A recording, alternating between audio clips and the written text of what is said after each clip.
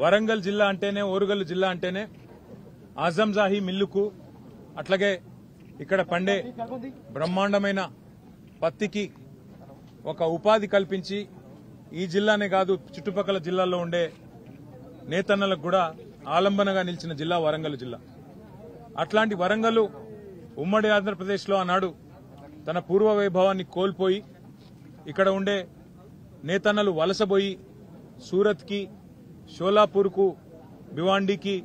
వలసబోయే పరిస్థితి ఉమ్మడి ఆంధ్రప్రదేశ్లో వచ్చింది. ఆ పరిస్థితి మారడమే కాదు,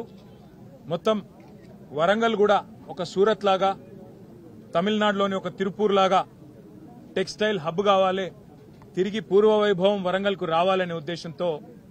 ఫార్మ్ టు ఫ్యాషన్ అంటే farm to fabric, farm to fashion అంటే ఇక్కడ నల్లరేగడి నీళ్లలో పండే తెల్ల బంగారం పత్తిని లాభసాటిగా మారిస్తే రైతన్నకు లాభమైతుంది, ఫామ్లో పనిచేసే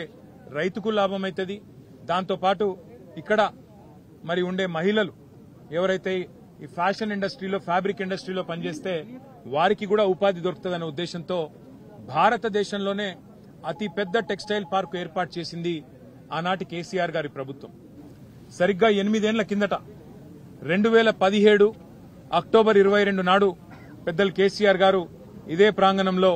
ఆనాడు కాకతీయ మెగా టెక్స్టైల్ పార్కుకు శంకుస్థాపన చేయడం జరిగింది. సరే, మధ్యలో కరోనా రావడం వల్ల 2 ఏళ్లు కొంత ఇబ్బంది అయినా చివరికి ఈరోజు ఇక్కడికి వచ్చి చూస్తే కైటెక్స్ లాంటి పరిశ్రమ, యంగ్ వన్ లాంటి పరిశ్రమ, గణేష లాంటి పరిశ్రమ ఇవాళ దాదాపుగా 25-30 వేల మందికి ఈ కాకతీయ మెగా టెక్స్టైల్ పార్క్ నుంచి ప్రత్యక్ష ఉపాధి అవకాశాలు కల్పించే స్థాయికి చేరుకోబోతా ఉండడం నిజంగా కూడా చాలా